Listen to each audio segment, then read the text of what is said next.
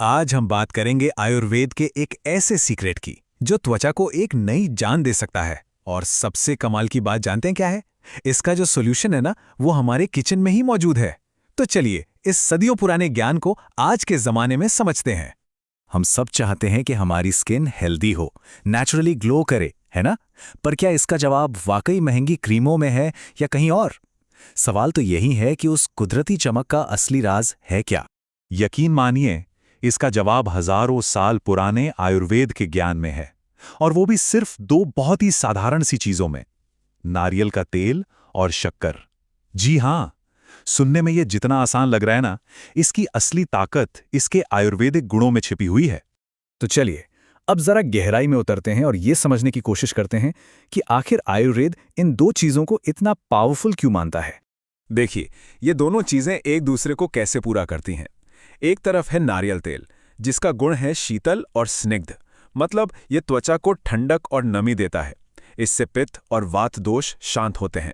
आयुर्वेद में माना जाता है कि बढ़ा हुआ पित्त त्वचा में जलन पैदा करता है और वात रूखापन लाता है।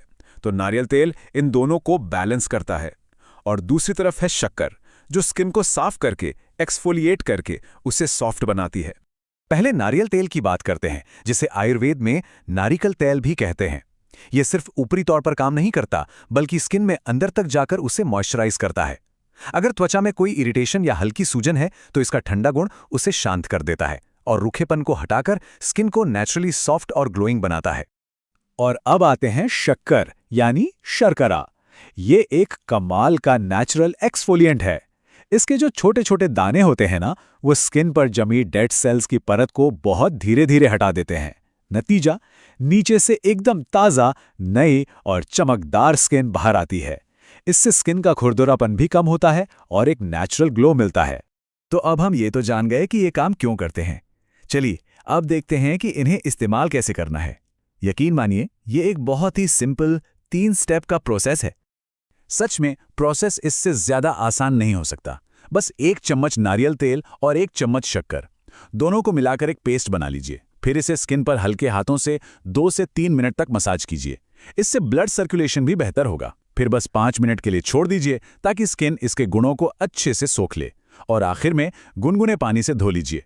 बस हो गया। ये जो हमने अभी देखा, ये सिर्फ कोई घरेलू नुस्खा नहीं है। इसकी जड़ें आयुर्वेद के बहुत गहरे सिद्धांतों से जुड़ी हैं।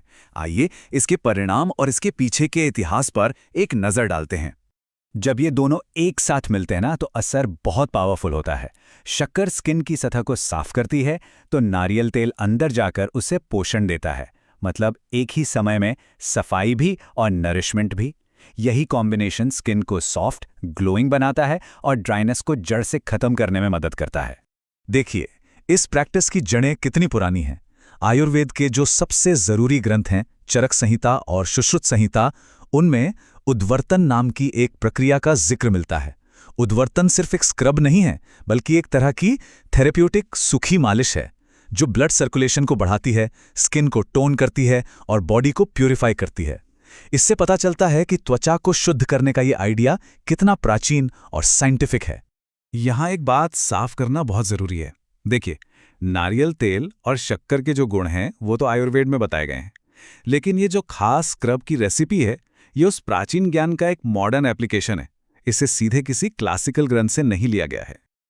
लेकिन हाँ, हर नेचुरल चीज की तरह यहाँ भी कुछ बातों का ध्यान रखना जरूरी है।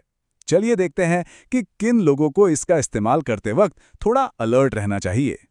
इस बात पर जरूर ध्यान दें, अगर स्किन बहुत ज्यादा ऑयली है या मुहासे हैं, तो नारियल तेल पोर्स को बंद कर सकता है।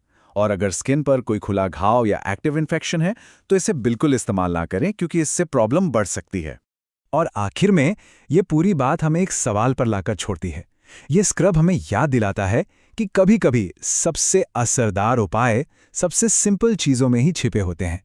सोचिए जरा, प्रकृति ने हमें जो कुछ भी दिया है, उसमें कितनी शक्ति हो सकती है। इस पर विचार जरूर कीजिएगा।